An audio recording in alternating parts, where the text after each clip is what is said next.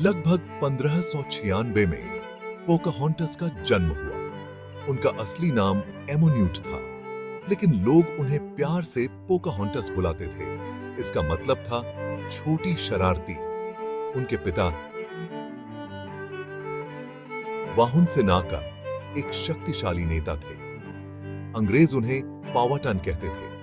वो उस क्षेत्र के कई मूल अमेरिकी समूहों पर राज करते थे, जिसे अब हम वर्जीनिया कहते हैं। पोकाहोंटस वेरोवोकोमोको नामक गांव में पली बढ़ी। उन्होंने अपने लोगों पावाटन के तौर तरीके सीखे। उसने अपनी मां की खेती और इकट्ठा करने में मदद की। उन्होंने अपनी संस्कृति के लिए महत्वपूर्ण आत्माओं और कहानियों के बारे में भी जाना। पोकाहोंटस शायद उन यूरोपीय लोगों के बारे में बहुत कम जानती थी, जो जल्द ही समुद्र के उस पार से आने वाले थे। उनकी उपस्थिति ने उनके जीवन और अमेरिका के इतिहास को हमेशा के लिए बदल दिया। 1607 में अंग्रेज बसने वाले वर्जीनिया पहुंचे। वे सोने और एक नए जीवन की तलाश में थे। उन्होंने जेम्स टाउन नामक एक बस्ती बनाई। अंग्रेज एक ऐसी भूमि पर आए थे जो पहले से ही बसी हुई थी। पावाटन लोग अंग्रेजों के आने से बहुत पहले से इस क्षेत्र में रहते थे। अंग्रेज और पावाटन एक दूसरे को शक की निगाह से देखते थे। वे अलग अलग भाषाएं बोलते थे और उनके जीने के तरीके अलग अलग थे। अंग्रेज नई दुनिया की वास्तविकताओं के लिए तैयार नहीं थे। वे जीवित रहने के लिए संघर्ष करते रहे, अक्सर पावाटन लोगों की उदारता पर निर्भर रहे।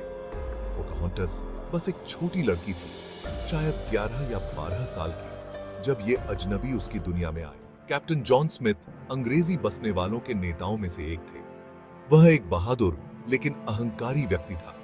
उनका अक्सर पावाटन से टकराव होता था। उसने दावा किया कि पोकाहोंटस ने उसकी जान बचाई थी। आज इतिहासकार स्मिथ की कहानी की सटीकता पर बहस करते हैं। भाग 4 पोकाहोंटस। संस्कृतियों के बीच सेतु। उसने उसकी जान बचाई हो या नहीं, पोकाहोंटस ने जॉन स्मिथ से दोस्ती की। वह अक्सर जेम्स टाउन की अंग्रेजी बस्ती का दौरा करती थी। भूखे उपनिवेशवादियों के लिए भोजन लाती थी और अपने लोगों और नवाज गंतुकों के बीच एक नाजुक शांति बनाए रखने में मदद करती थी।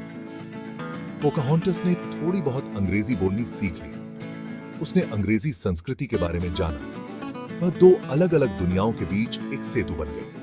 पोकाहोंटस के कार्यों ने जेम्स टाउन उपनिवेशवादियों को उनके पहले कठिन वर्षों में जीवित रहने में मदद की। उसने उन्हें पावाटन से भोजन और आपूर्ति प्राप्त करने में मदद की। संघर्ष कर रही कॉलोनी के लिए भूमि का उनका ज्ञान अमूल्य साबित हुआ। हालांकि अंग्रेजों और पावाटन के बीच संबंध असहज बने रहे। जैसे जैसे अंग्रेजी उपनिवेश बढ़ता गया, इसने पावाटन भूमि पर और अधिक अतिक्रमण किया, जिससे तनाव और संघर्ष बढ़ गया।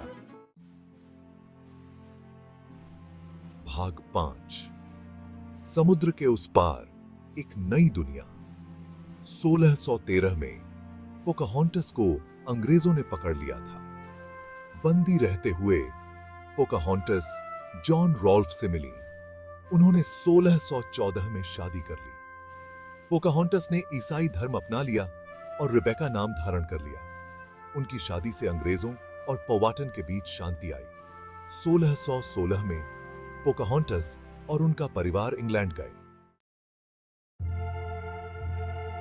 भाग 6 पोकाहोंटस की स्थायी विरासत। अगले वर्ष जैसे ही पोकाहोंटस और उनका परिवार वर्जीनिया लौटने की तैयारी कर रहा था, वह बीमार पड़ गई और उसकी मृत्यु हो गई। वह सिर्फ 21 साल की थी। पोकाहोंटस को ग्रेव्सएंड, इंग्लैंड में दफनाया गया था। उनके छोटे से जीवन का अमेरिका के प्रारंभिक इतिहास पर गहरा प्रभाव पड़ा। उन्हें विभिन्न संस्कृतियों के बीच शांति और समझ के प्रतीक के रूप में याद किया जाता है। पोकाहोंटस की कहानी सदियों बाद आज भी हमें रोमांचित और प्रेरित करती है।